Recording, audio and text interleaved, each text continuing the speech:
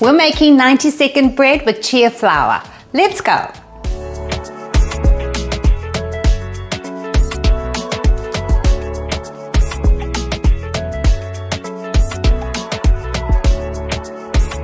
This is the second chia flour bread recipe in our series, and you know 90-second bread is so handy for those moments when you want something quick and easy. The one thing that's unique about this recipe is that we do everything in a blender first because chia flour is quite lumpy, so you are going to need a blender. Without further ado, let's get into the recipe now.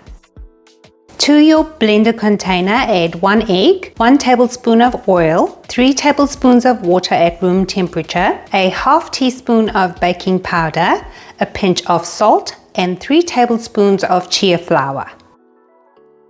Blend that together well and check for any dark spots when you're done. It means there's a clump of chia flour not blended and you will need to take care of that. Now I know using glass is better in the microwave, but I got the wrong size, so to not hold me up from sharing this recipe, I am using a plastic container which is the perfect size for bread. Please use glass if you can. Here is a regular slice of bread and this container will produce the same size.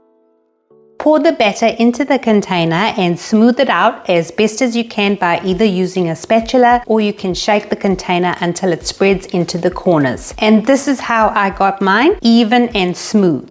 Microwave for 90 seconds, and now let's talk about imperfections. If you didn't mix your batter properly, the bread will turn out lumpy but still soft and edible. If you have this white layer underneath, turn the bread over so the white side is facing you like this and microwave for a further 15 seconds. On the left is the lumpy looking 90-second bread, and on the right is the one that was mixed properly. And now I'm just showing you all sides of both breads. The ugly looking one is still soft and flexible, and this is the one that was mixed well and it looks fabulous. Let's take a look at the inside, and you can see it's a really dense bread. It's going to be filling.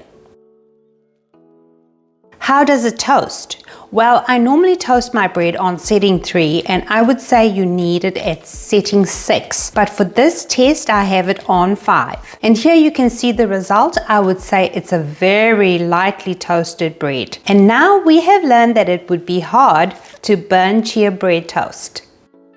Well, I found this pretty easy to make, and I hope you do too.